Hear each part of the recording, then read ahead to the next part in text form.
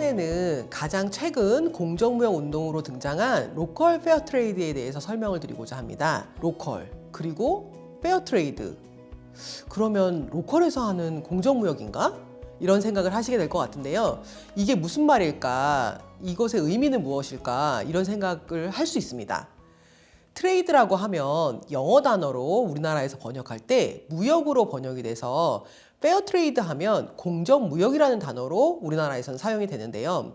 사실 트레이드 개념에는 무역이라는 단어 외에 거래라는 의미를 가지고 있습니다. 그래서 로컬의 의미는 가까운 지역 아니면 내가 살고 있는 지역을 지칭하는 경우가 많잖아요. 그렇기 때문에 우리 지역에서 생산된 생산물에 대한 공정한 거래라는 의미로 로컬 페어트레이드를 생각하시면 될 것 같습니다. 그래서 이 운동이 어떻게 생겨나게 됐고 왜 이러한 운동을 유럽이나 북미를 중심으로 하고 있는지에 대해서 설명드리겠습니다. 로컬 페어 트레이드는 자국의 농부들이나 노동자들도 공정하게 거래할 수 있는 환경을 만들고자 그동안 저개발국의 경제 발전으로부터 소외된 농부들을 대상으로 했던 페어 트레이드의 범위를 자국이나 인접국가의 농부들까지 확장하고자 하는 운동입니다. 미국이나 캐나다에서는 도메스틱 페어 트레이드라고 부르고 유럽에서는 로컬 페어 트레이드라고 부르는데요. 특징은 크게 두 가지입니다. 하나는 로컬에서 생산되는 생산품으로 구성되는 경우가 있고요. 두 번째는 로컬의 생산품과 저개발국의 공정무역 제품을 혼합 가공하여 만드는 것을 로컬 페어 트레이드 상품으로 보고 있습니다. 여러 가지 상품들이 있는데 맥주, 사과, 주스 이런 것들도 있고요. 우유나 축산 가공품 그리고 초콜릿 같은 것도 있습니다. 여기서 로컬의 범위가 어디까지인지 궁금하실 텐데요. 북미에서는 이제 도메스틱이라고 명칭을 하면서 미국과 캐나다의 생산자들까지 범위를 확장해서 보고 있고요. 유럽에서는 자국이나 아니면 인접 국가에서 생산된 물품까지도 로컬 페어 트레이드 범위 안에 포함시키고 있습니다. 근데 한국 같은 경우에는 로컬이라는 개념을 훨씬 더 협소하게 사용을 합니다. 경기도라고 하면 경기도 내에서 생산된 물품들, 광명이면은 광명에서 생산된 물품들 이런 식으로 범위를 좀 더 협소하게 접근하는 측면이 있습니다. 로컬 페어 트레이드 또는 도메스틱 페어 트레이드의 개념은 2000년대 이후에 유럽과 북미에서 발전해온 개념으로 각국의 필요성에 의해서 동시다발적으로 발생하였습니다.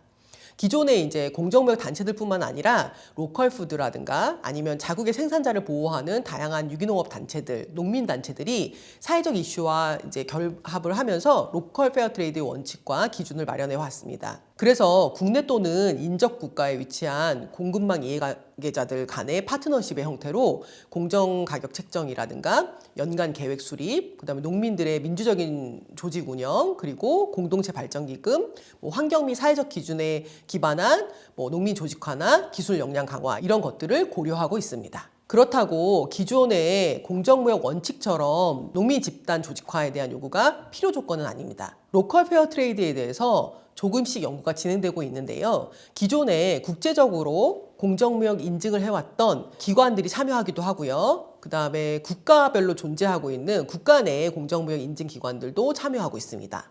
그리고 유기농 단체라든가 아니면 농업 조직, 비영리 단체 같은 곳에서도 로컬 페어 트레이드 제품에 대한 생산과 유통에 관여를 하고 있습니다. 그럼 박사님, 공정무역 인증을 해준 모든 기구가 로컬 페어 트레이드 인증도 다 하고 있나요? 아닙니다. 모든 공정무역 기구가 로컬 페어 트레이드 인증을 하는 것은 아니고요. 그것에 참여하고 있는 인증 기구는 제한적입니다.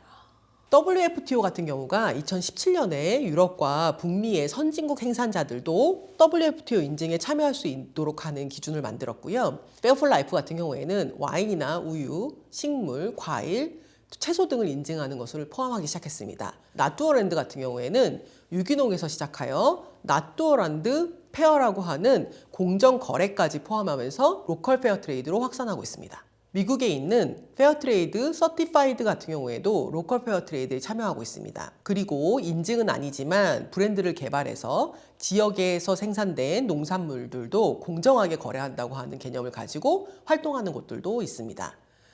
인증까지 받지는 않지만 생산자 단체와 파트너십을 통해서 브랜드를 개발하고 확산하고 있는데요. 이런 경우 보통은 WFTO와 유사한 기준을 적용하는 경우가 많습니다.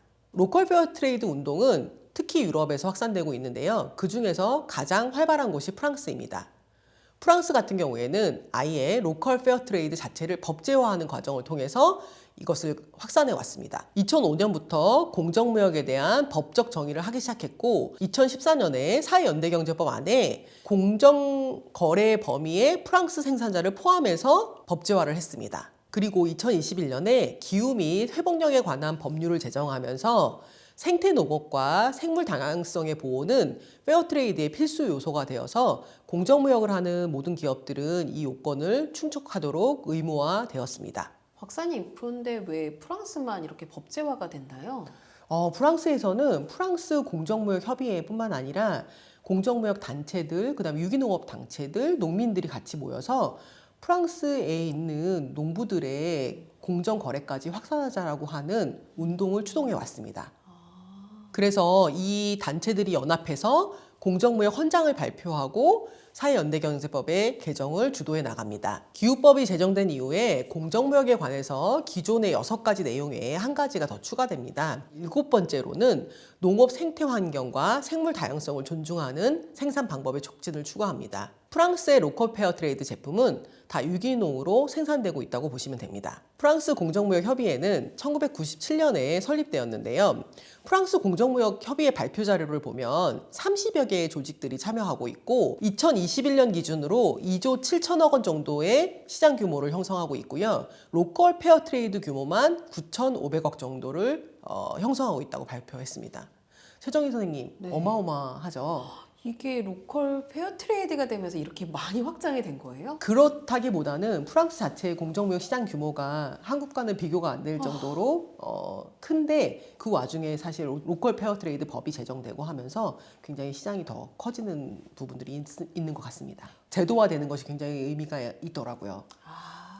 우리나라도 제도화가 빨리 됐으면 좋겠습니다. 네. 2024년에는 한화로 약 3조 이상의 공정무역 시장을 형성하고 있고요. 공정무역 분야에 참여하는 기업이 580개 정도 된다고 합니다. 그리고 공정무역 제품만 1만 1,000여 개 정도 달하고 있고요. 2014년에 3,500개에서 거의 3배 가까이가 늘었다고 합니다. 이 발표 자료에 따르면 사실 127개의 농업 조직에 소속되어 있는 약 1만 2천 명 정도의 프랑스 생산자들이 수혜를 받고 있고 이 로컬 페어 트레이드 제품 매출이 2023년에 우리나라 돈으로 1조 1,000억 원 정도의 시장 규모를 형성했고요. 전체 페어 트레이드 시장 안에서 약 30%를 차지한다고 합니다. 이제 한국의 공정무역 시장 규모를 생각했을 때 이제 비교도 안 되게 큰 시장 규모를 프랑스에서 만들어내고 있다는 것을 확인할 수 있었는데요. 우리나라도 이제 공정무역의 시장 규모가 커지면서 공정무역이 사회적으로 더욱더 가시화되고 사람들의 필수적인 소비로 이어질 수 있을지 궁금합니다. 몇 년 전에 프랑스 공정무역 협의회 부대표 줄리라고 하는 분을 인터뷰했었습니다. 온라인으로 진행을 했었는데요. 프랑스의 로컬 페어 트레이드가 확산되었던 이유에 대해서 물어봤습니다. 프랑스 농부들도 어려운 상황에 처해 있고 농산품의 가격의 등락이 굉장히 심했다고 합니다. 유럽연합에서는 농업 정책이 계속 변화해 왔고 농촌 자살률이 증가하는 등의 문제에 대해서 지속적으로 논의를 해왔고 처음에는 바이오쿱이 프랑스 농민들과 파트너십을 형성하면서 로컬 페어 트레이드가 발전했다고 이야기를 합니다. 그래서 2010년과 2011년 즈음에 공정무역 원칙을 프랑스에도 적용할 수 있을지에 대한 논의를 시작했고요. 그러면서 사회연대경제법 제정 과정에서 압력을 가하면서 공정무역 실천 범위를 확대하는 내용을 법에 포함해왔고 이로 인해서 공정무역 실천 범위가 넓어지고 가시성이 확보되었다는 이야기를 들었습니다. 전 세계 모두가 기후 변화로 어려움을 겪는 건 다 똑같은가 봐요. 네, 농민들이 겪는 어려움들은 전 세계가 참 이제 유사하게 나타나고 있는 현상인 것 같습니다. 농민들이 고령화되고 있고, 그 다음에 더 이상 농사를 지으려고 하지 않는 이런 사회적인 분위기, 그리고 청년들이 농업에 참여하지 않고 계속 다른 일자리를 찾거나 해외에 이주를 하거나 하는 이런 현상들은 이제 저개발국이나 아니면 선진국이나 비슷하게 나타나고 있는 상황인 것 같습니다. 그러네요. 프랑스에는 로컬 페어 트레이드를 인증하는 인증기관들이 다양하게 포진되어 있습니다. 프랑스 내에서만 활동을 하는 인증기관도 있고요. 국제적인 인증기관 중에서 페어 폴 라이프라든가 WFTO 같은 곳들에서 로컬 페어 트레이드 인증을 같이 하기도 합니다. 흥미로웠던 부분은 프랑스 사람들이 해외로 여행을 많이 가는데 이제 여행 자체가 공정하게 진행되고 있다는 것을 인증해주는 인증기관이 등장했습니다. 그럼 책에서 보던 그 공정 여행이라는 게 인증을 받을 수 있다는 말이에요? 네, 프랑스에서는 받을 수 있습니다. 지속 가능 개발 또는 공정무역을 하고 있는 해외 생산지, 그리고 국제연대나 사회적 경제 이제 이런 요소들을 기반으로 해서 그 여행지의 지역 문화를 존중하고 있고 환경이나 천연자원을 보존하면서 균형 잡힌 개발을 하는 그런 여행의 방식인지를 확인하고 그리고 이걸 인증해주는 그런 기관이라고 보시면 됩니다. 2019년부터 프랑스의 국내 관광까지 이제 인증을 확장하는 활동을 하고 있습니다. 이렇게 프랑스 안에서 로컬 페어 트레이드를 주도하고 있는 기관들을 조금 더 살펴보자면 대표적인 곳이 바이오쿱이라고 하는 프랑스에 있는 협동조합입니다. 전국적으로 소매점을 가지고 있고 이 협동조합이 자체적으로 앙상블이라고 하는 브랜드를 개발했는데요. 이 앙상블은 생산자와 소비자 사이의 연대라는 의미를 담고 있습니다. 그래서 2002년부터 이 앙상블 브랜드를 사용하기 시작했고 2003년부터 프랑스 공정무역협의회의 회원으로서 활동을 하면서 적극적으로 공정무역을 취급하고 유통하고 있습니다. 바이오쿱에서 제공한 자료들을 보면 2018년에 공정무역 상품이 전체 매장 매출의 21% 정도를 차지했다고 합니다. 그 중에서 이제 저개발국에서 갖고 온 공정무역 제품은 10% 정도를 차지했고요. 자국에서 생산한 공정거래 비중이 11.5% 정도를 차지한다고 합니다. 프랑스에서는 굉장히 다양한 종류의 상품들을 로컬 페어 트레이드로 개발을 해서 사용하고 있는데요. 예를 들어서 우유 같은 경우에는 우유의 특성상 멀리서 오랜 기간에 걸쳐서 가지고 올 수 있는 상품이 아니잖아요. 가까운 곳에서 빠르게 유통할 수밖에 없는 특성을 가지고 있는데 이러한 우유가 공정하게 거래되었다는 인증을 받고 그리고 이제 독일에 있는 게파 같은 공정무역 회사에서 공정하게 거래된 카카오와 혼합하여 초콜릿을 만들기도 한다고 합니다. 우유 외에도 두유 같은 것도 있고요. 두부 같은 것들을 만들어서 로컬 페어 트레이드 마크를 붙이기도 합니다. 최정희님, 우리나라에서도 로컬 페어 트레이드가 확산될 수 있는 가능성이 있다고 생각하시나요? 일단 저는 공정 무역에 있는 그 무역자가 있는 한은 좀 어렵지 않을까 싶어요.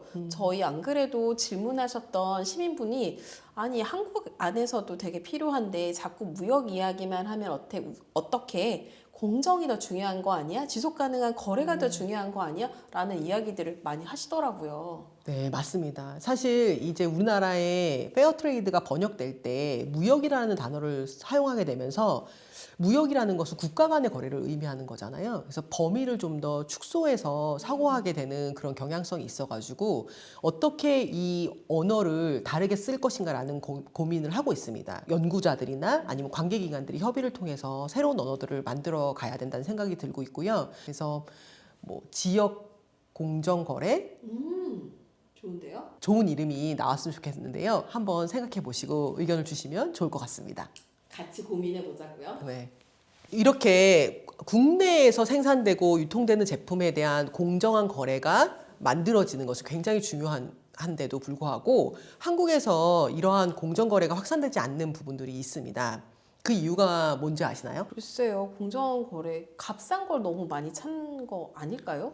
제가 생각할 때에는 이렇게 이제 로컬 페어 트레이드가 확산되지 않는 이유로는 로컬 페어 트레이드를 인증할 인증기관이 부재하고 그리고 그 기준도 지금은 사실 한국에 없습니다. 그래서 로컬 페어 트레이드에 대한 기준을 마련하고 그것을 인증하는 인증기관이 도입되는 것이 굉장히 시급한 과제라고 생각합니다. 그러면 정말 인증 마크 보고 페어트레이드 찾듯이 좋은 제품을 잘 구매할 수 있을 것 같아요. 네, 맞아요. 국내에 로컬 페어 트레이드가 적극적으로 도입되기 위해서는 사실 이주 노동자들의 처우나 제도가 좀 더 안정적으로 변화될 필요가 있을 것 같습니다.